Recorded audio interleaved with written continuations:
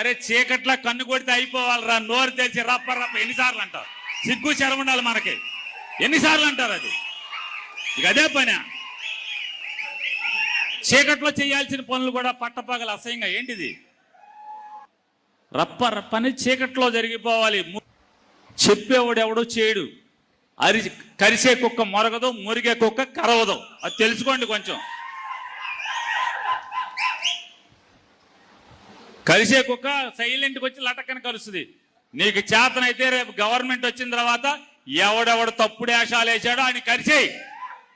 దానికి చెప్పాలి, ఎవడికన్నా చెప్పాలంట. రెండో గండి చెప్పాల్సిన పని లేదు.